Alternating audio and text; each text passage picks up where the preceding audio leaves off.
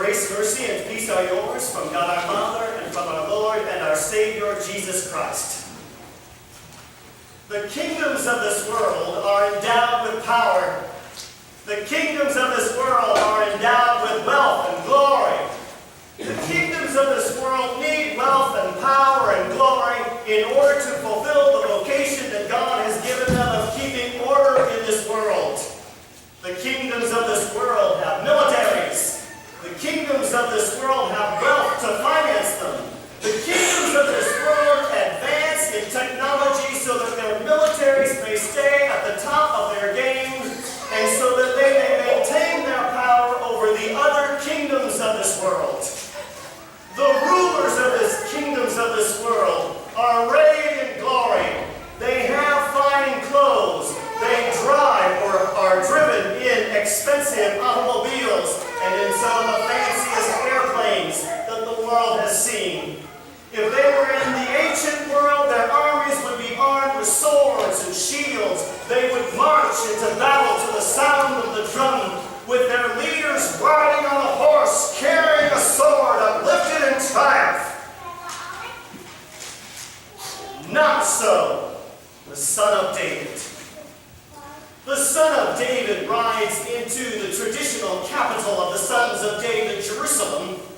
The Son of David rides in to shouts of victory. Hosanna! Hosanna in the highest!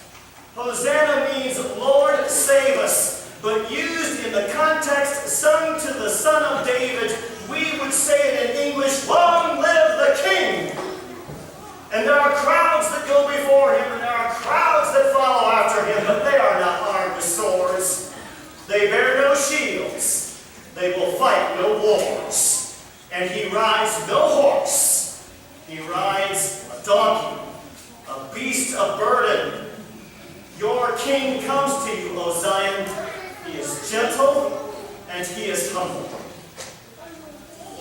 And when the Son of David rides into Jerusalem, he does what all of the sons of David have done in the past. He purifies the temple. When he purifies the temple administration does not accept him as their king. They fight with him over his authority to do all of these things. And does the Son of David make them bow in submission to him at the point of a sword? Does the Son of David bribe the temple administration with his wealth so that they will honor his authority as the appropriate king of Jerusalem? No. The Son of David gets down in the muck and the mire of the Pharisees and the Sadducees, and he debates his authority with them. And over again, he proves from the Scriptures that he is the legitimate Son of David, the legitimate heir to Israel's throne, come here to establish God's everlasting kingdom. He wins every argument. And when he wins every argument, all he does is galvanize opposition to him so that the temple administration hates him even more. They turn him over to Pilate and ask Pilate to crucify him. And when they do so, they make it clear who their king is. Their king is Caesar, a king who rides a horse, a king who commands an army, a king of great wealth. He is our king. Not this no-account Son of David from Bethlehem and Nazareth. And so the Son of David, who sits upon David's throne, stands in front of Pontius Pilate, a representative of the most powerful kingdom the world had seen at that time on earth. And all Pilate wants to know is, are you a king? And Jesus says, yeah, I'm a king. But nothing that you need to worry about, Pilate. You may keep your vocation, you may keep your politics, you may keep your wealth, you may keep your glory, for my kingdom is not a kingdom of this world. If it were, that crowd that welcomed me into Jerusalem, they would have been armed with swords, they would have been armed with shields, and they would have fought to protect me from my arrest. But as it is, my kingdom is not from this place. And so Jesus commands no arms. And Jesus enacts no taxes. And Jesus funds no technology technological advances, because he is not a kingdom of this world. He is here to be the Son of David. He is here to execute God's judgments in accordance with God's will. That is, after all, what God promised David. God promised David an everlasting kingdom. God promised David that David would always have a throne, always have a son to sit on his throne. God made that promise conditional. It was conditional on the behavior of the king. If a descendant of David executed God's justice in accord with God's will, then that son of David would be the one who establishes the everlasting kingdom of Israel. And so the book of Kings evaluates every son of David to see, is this the one? Is this the guy? Will he execute God's judgments? Will he do it in accordance with God's will? And son of David came and son of David went. And none of them fulfilled God's expectations. None of them executed God's will in accordance with the way he desired that it be done. And finally, the righteous son of David has come. He rides into Jerusalem on his donkey, and with Pontius Pilate sentences him to be crucified, and the Roman soldiers nail him to that cross, and he bleeds and he dies. He executes God's judgment in accordance with God's will. The sins of the whole world are forgiven. They are all atoned. That is God's judgment. That is his righteousness. For the Lord our God is a compassionate and gracious God. He is slow to anger. He abounds in steadfast love. He forgives iniquity, rebellion, and sin, and yet he does not acquit the guilty. And when you hear those words proclaimed from Sinai, you wonder to yourself, how is it that the Lord our God can on the one hand forgive iniquity, rebellion, and sin, and on the other hand not acquit the guilty? The only way he can do it is if sin is paid for by somebody other than the sinner. And that's what the Son of David does. He does it in accordance with God's will, as he prayed in the Garden of Gethsemane, not my will, but yours be done. And when he executes God's judgment in his own crucifixion, the sins of the whole world are atoned for. Jesus dies on that cross not only as priest, he dies on that cross as king. And when he executes God's judgments in accordance with God's will, God establishes the everlasting kingdom of David and raises him from the dead.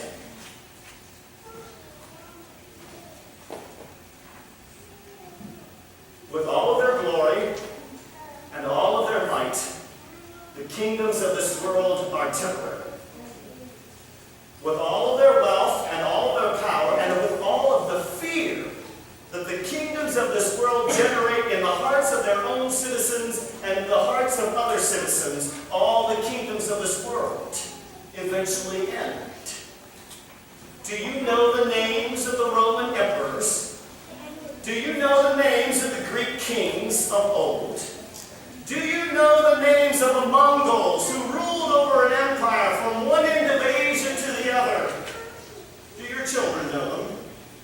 They might have known them at one time, bored to tears reading a world civilization book that the teacher was making them read, taking the test and then forgetting all the names that they had memorized on the test. And if you want to see anything remaining of all of these kingdoms, you may go into a museum somewhere and look at their dust.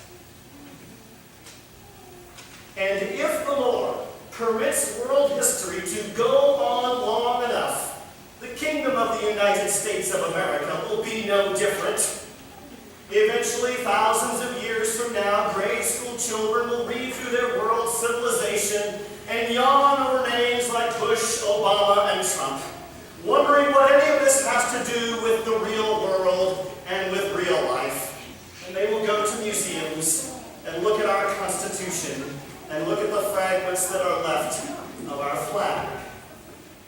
Kingdoms of this world are temporary.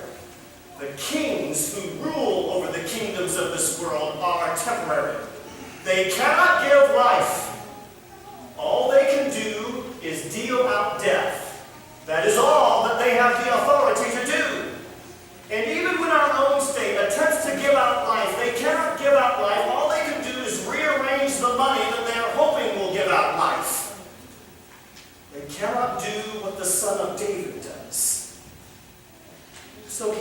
the son of David out of Nazareth. He has no wealth except what people donate to his ministry. He has no army, just a bunch of disciples who are constantly arguing about this and that and the other, not a theological point. And yet he is the one who heals the sick. He is the one who gives sight to the blind. He is the one who gives hearing to the deaf. He is the one that makes the lame walk and heals the paralyzed man. He is the one that purifies the lepers. Do you see what the Son of David is doing? He is restoring the creation, and by doing so, he is giving life. And so, the Son of Man has no place to lay his head. He has no home to live in. And yet, he is the one who gives life. The rulers of the kingdoms of this world, they cannot cast out your demons. They cannot help you with your temptations. In fact, they might even make it worse. But the Son of David, he casts out your demons. He saves you from your temptations. He forgives you of all of your sins. And no kingdom of this world can give life the way the Son of David does. For the Son of David raises the dead. And so it is little wonder that he is risen from the dead. And little wonder that God has exalted him to his own right hand. Little wonder that the throne of David is at the right hand of the Father, and from there he doles out life. From there he has authority over all of the kingdoms of the world, and he has to have authority over all the kingdoms of the world. For the kingdoms of the world will pass away, but he never will. Death no longer has mastery over him, and because you are members of his kingdom, death no longer has mastery over you either. This is the humble Son of David, who gives you everything that you could possibly ask for, now and into life everlasting. And so in a few short weeks, we will celebrate the beginning of this everlasting kingdom. And it is appropriate that in a few weeks, when we celebrate the beginning of this everlasting kingdom, that those who are the least among us are the ones who will announce it to us. Our children who have no place to lay their head of their own other than the place that we have given to them, will tell them how this modest everlasting kingdom got started. How it is everlasting, according to the promise Gabriel made to Mary, that he will have the throne of his father David and reign over the house of Jacob forever. And how this everlasting kingdom all got started in Bethlehem, in a manger. In the name of Jesus. Amen.